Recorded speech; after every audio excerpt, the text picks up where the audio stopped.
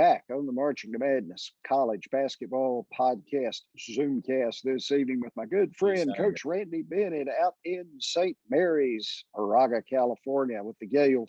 Coach Bennett's won 454 games. He has a 70.3 winning percentage in 19 seasons.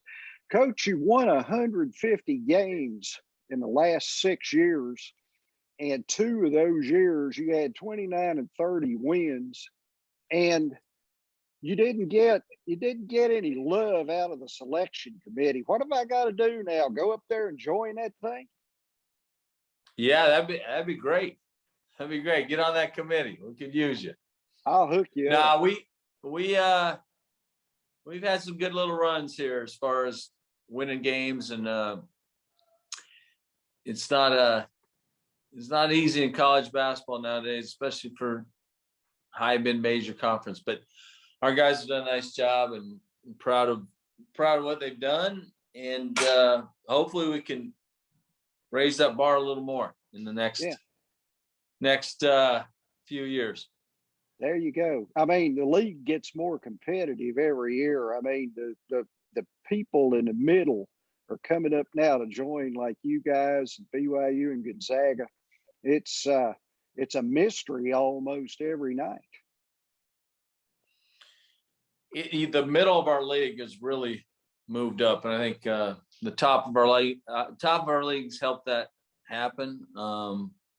But it is. I mean, I look at it, and there's at least 7 good teams next year. Like, they have good personnel. They did pretty well this year. They return a lot from last year when they were pretty good. And and their coaches have stayed. So that's kind of where we're at. And we were ranked 7th last year. I think we were 8th the 2 years before that. We used to be like 11, 10, hanging around that area, maybe slip into 9. But last 3 years, I think we've got 8, 7. And that only leaves the Power Fives and the Big East, which are all really good basketball conferences. So we're headed there again this year. Like, this is as deep as I remember it. And it seems like I keep saying it, but it keeps happening. So I think it's accurate.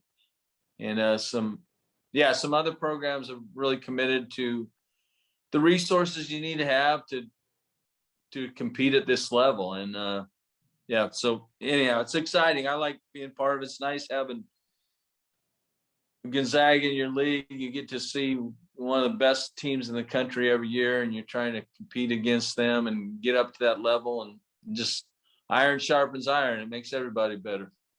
Everybody. Yeah. Speaking of which, Jock Landale, he shot around 55% in the Olympics for Team Australia.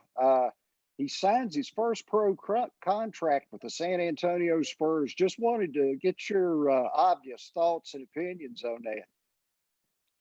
Well, obviously, really excited for him, and we thought he was really good out of college. I thought he was one of the best centers, if not the best center in college. And you're thinking, well, that guy should make it, but it's hard to make it. And he did what some guys have to do. I think more and more guys have to do this now out of college, and so he went to Partizan his first year and did well, and then next year went to Zalgiris, which is probably one of the top 4 EuroLeague teams, and then he was probably going to get a 2-way, but the COVID hit.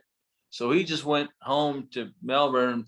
He's like the highest paid player in that league, in the Australian League, and had a really good year. His team won it. He's player of the MVP of the tournament, or the finals. And then he did that for a reason, because of the COVID. He went there and stayed at home, and then got ready for the Olympics, and they had a good Olympic run, good showing there, started for him, they medaled.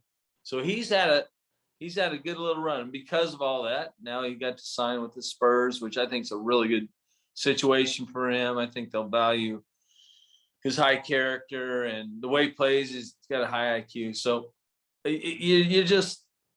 it's a journey that he's had to go through, and he's just kept getting better and better, and he keeps checking boxes on what he needs to be able to do to play at that level. So it'll be exciting to see him play in the NBA this year. Definitely. And I also want to mention Patty Mills to Brooklyn. How do you see his role there on that team? They've got, obviously, Durant, Harden, Kyrie, but the role players may fashion how well that team does in the end. Oh, no doubt. I think he brings value to a team like that because, one, his attitude, his leadership, he's been there. He's won NBA championships. All that's in place. There's the maturity levels at a high level. The unselfishness, he's great there. So I think all those margins he's good in. And then the piece that I think he brings is he spaces the floor. He can shoot that ball. He can. I don't think he's going to be one of their 3 or 4 guys they necessarily play off of, but he's obviously going to be a guy that you have to guard. You can't help off him. And I think he's an experienced player playing in that role. I haven't even talked to him since he did it, but I'm going to guess because I know he really likes the Spurs, but I think he wants to try and play for another championship and go into a team where he thinks that can happen. Otherwise, I doubt he would have ever left San Antonio. Coach, you had 1 3-week pause, as I saw it last year, due to the COVID-19 situation in our country. Just curious, after that pause, you come back. I'm interested in how your team came back. Were they connected still, or did you have to kind of put them back together? That's one of the. I think if you asked any coach in the country who went through that, we weren't ready for that. Like coaches included, you really have never done it. You're going full speed. It's conference. It's late January, and then all of a sudden you shut it down for 3 weeks. Right. I think ours was 22 days, and then you open up and you're supposed to. Ours was on the road against Pepperdine, but players were just in a fog a little bit. You couldn't really condition them for those 10 days. For us, it kept happening. It kept one guy'd get it, and a couple of days later, another guy'd get it. So it took a while, and it threw us off. I'm going to say it took us 2 weeks before we were back normal. But that first game we played at Pepperdine, it's one of the weirdest games I've coached. It was just weird. The guys were just really, they were trying, but they were so out of sync. Our guys were totally connected on all in it together for the right reason, but they were just off as far as timing, as far as conditioning. They got really tired. And there was, as a coach, you never been through that. So you really don't know how to, you can take your best guess on how to get through it. But it was it was a challenge I did not see coming. You just don't know what it's like because you've never done it. So it was tougher than I thought. And we finally got through it, but it was basically, it took us, like I said, we can have 2 weeks, and by that time you're getting ready for the conference tournament. So hope we don't have to do that again. Yeah, I hope so too. I hope probably will never see that again. I don't think so either. I just hope everybody will wear a mask, get vaccinated, and stay safe. That's my public service announcement for the day.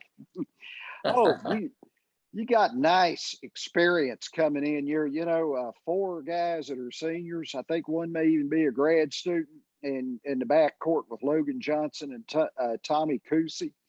Both those guys, are solid in getting to the rim. I think Tommy had 121 assists. Talk about, and I know you've had that before, but you've got the experience, but talk about your primary ball handlers having that much game, behind them. Yeah, those yeah, we have our whole team back, and plus two freshmen guards that I'm really excited about. But those two guys, they fought a lot of battles, and so you just, as a coach, I feel pretty good about their toughness, and especially last year, that was a tough year, and we had a tough schedule because all the teams, like probably in the bottom 3 or 4 in our league, we didn't play, and so we ended up playing Gonzaga 3 times, and BYU 2 times, and and so we just had to. Those guys had to fight, and scratch, and claw, and I think they got really tough. And so those 2 guards, especially, they got to keep getting better, which they will. But I think they gain a lot of confidence, a lot of toughness. I think they'll be very game ready. I would say that about all of our guys who played last year, for the most part, the guys who played meaningful minutes, they got grizzled up pretty good. And so I think it'll help them. But I would say the thing I look forward to about this team is they're pretty tough. Matthias Taas is tough, 52% last year. Your second leading rebounder. Where will his game go this year? I think he gained a lot of confidence last year. I think he's a 4th-year guy now, and he missed half a season as a sophomore when he tore his ACL. But he had a good year for us. I think he needs to be able to score it better, be more assertive, not defer in the post. We need a low post presence, and I think last year he spent a lot of time getting better in that area. Just, all right, it goes in the post. He's gonna look to score it or throw to wherever the help's coming from. And so he didn't have to do that really until last year. And so I think he made big strides there. And I think that's kind of how it works. You do it, and then you come back the next year and you have a lot more confidence in doing it and experience, and now you do it better. And that's kind of how it's always happened for our posts. So I think we need him to look to score for us. And that doesn't mean just jack up shots, but we need to have low post presence. And he's good out on the floor. He's a really smart player. His strength is he's easy to play with offensively, and then he's a very good defender. So he just got to keep him healthy, and he should be ready to roll for us this year. How about Dan Fotu? He's another guy, 6'6", 6'7", I think. You go inside, outside. The 4th guy I saw, that had appreciable minutes coming back in as a senior. Yep. Same deal. I think as a sophomore, because Taas got hurt, we had to play Fotu at the 5, which that's not where he should play, but he's a good low post option for us as a 4 when they switch, and just drive it in and play slow. And he's good there. He's like a 60% shooter around the basket when he's playing down there. So he's a guy that we had to move back out to 4. He had to get used to that again, and I think he did. And I think he gained a lot of confidence and will be better. He will be a better player this year because of it. He had a good spring, a good summer. We're counting on him. I think both those guys could end up being close to all league type players this year. I mean, Taas pretty much, he was right there last year. So, and then the other guy that plays with Fotu is Kyle Bowen. Those guys pretty much split time there. And together, they're very tough tandem playing. Like they guard you hard, they rebound, they're physical. They're tough dudes at the 4. So whenever I think about Fotu, I think about Kyle Bowen, because they pretty much split the time at that spot. Yeah, I was going to mention Kyle. He emerged, I think, last year. He had 25.1 minutes per game, started 6. Where does his game emerge to? He's improved a lot, both he and Mhm. Daniel. I forgot Daniel played. We had to put Daniel at the 3 last year, so they Mhm. both did play good minutes. But we had to play Daniel at the 3 because our 2 Alex Dukas, our starting 3-man, and then Lemmet got hurt the same time, and so we had to move Fotu from the 4 to 3, but we just had to put our toughest guys out there. And so anyhow, I think that threw off Fotu a little bit, having to play the 3 as opposed to 4. But I think both those guys, they gained a lot of confidence because they had to take all the minutes. They had to guard all the good ones, and they just had some success doing that. And then that just kind of springboarded them into a good spring and then a good summer. I think Kyle's really improved as a shooter, which will help us. But it's nice to know, as long as those guys stay healthy, it's nice to know who's getting those minutes to that position. And one's a senior, one's a junior. They're both really competitive, tough guys. So we always feel good at the 4 spot going into games defensively, just because those guys, they care and they'll fight you pretty hard. Coach, I was wanting to ask you about your incoming players and what needs they may have addressed. Well, we kind of have 2 freshmen, but we have 2 guys that got hurt last year after our 8th and 9th game. And so I kind of consider them incoming players. And Alex Duke is one of our best players and one of our best scorers. And when we got him back at the end, it helped us a little bit. But he was out 3 months last year. He got hurt like December 19th against Colorado State. We were 8-1. And then it just hurt us offensively. But one of the reasons is our other best shooter, one of our best scorers, Lemmet Bachler, he went down too. So we just became a team that was limited shooting wise because we lost our 2 best shooters. And so I consider them as kind of additions from last year. And they are, we're very high on both those 2. And then we took 2 freshman guards that are both guys that can I think they're really good freshman guards. So, and one of them's Augustus Marcelonis. I think he's a really good point guard. And I think he'll bring shooting to us, which we can use that position. We could have used it last year, but we didn't have it. We just didn't have it as far as a point that could shoot it like that. So that one, and then Chris Howell's a kid from down San Diego, Torrey Pines High School, and he had an incredible year. They went 32-1, lost in the state championship, and he was San Diego Player of the Year, whole deal. And he's great feel for the game, great size as far as a guard, and can really defend. So I think those guys will really help.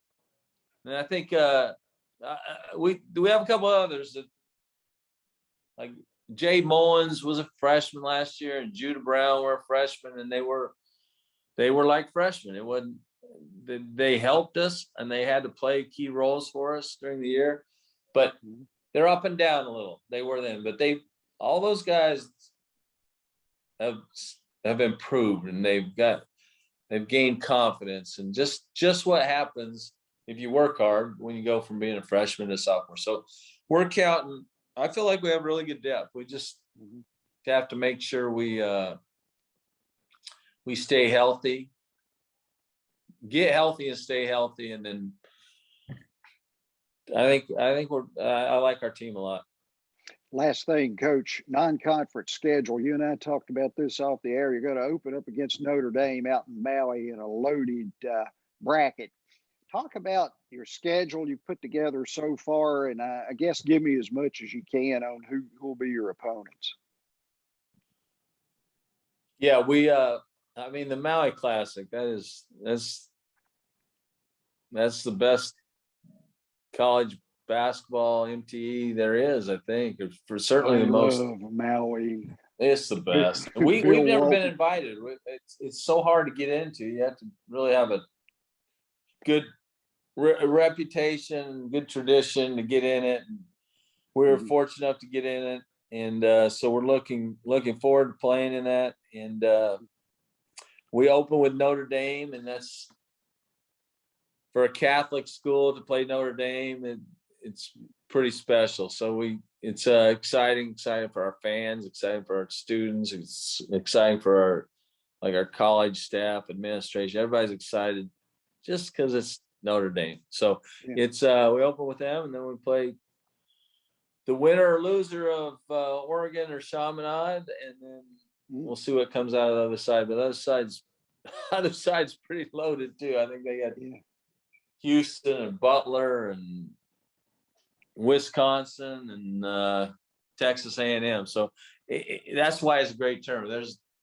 There's no easy ones, but you have a chance to play against some of the top 50 programs in the country, and even some of the top 5, and opportunity to get a quad 1 game or 2 or 3 maybe. So we are doing that, and then we have some good home games. We feel like UC Santa Barbara won the Big West last year, and Missouri State, who's returning a good team, Yale's bringing back a good team, and we're on the road against Colorado State and San Diego State. So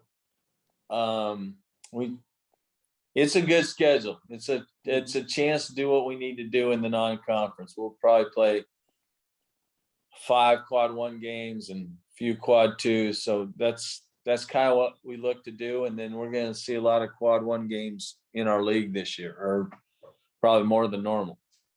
And another great thing about Maui is Bill Walton is on the scene, with I love Maui. He's something else. I love him. Straight entertainment. He's great. We get Billis on that one, don't we?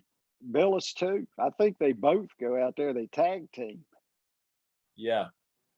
I honestly, it's really exciting to be part of it.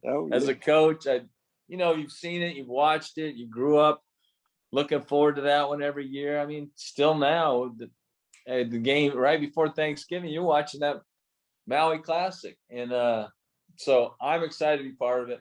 And that date can't get here quick enough. Coach Randy Bennett from St. Mary's, and we talked earlier today, Coach. I'm going to take my talents to Moraga and sign a scholarship at 55 years old and use my 4 years playing for Randy Bennett and the St. Mary's Gaels. Let's go. We'll take you. We need you. We like experienced players. This will be good. Oh, yeah. I've got experience now. I'm not going to say how good the experience is, but I've got experience. That's all right. Experience is valuable. Yes, you can help somehow. Some way, someday. Coach, start September 28th. Get your butt out here. Yeah, I will. Okay, you've got a good tub out there for me to soak my feet in after every practice, right? That's right. You'll see me in the tub next to you. Okay. I got you. Randy Bennett, guys. Always fun. Thank you, Coach. I appreciate you. Hey, thanks for having me on. I always look forward to it. You do an awesome job.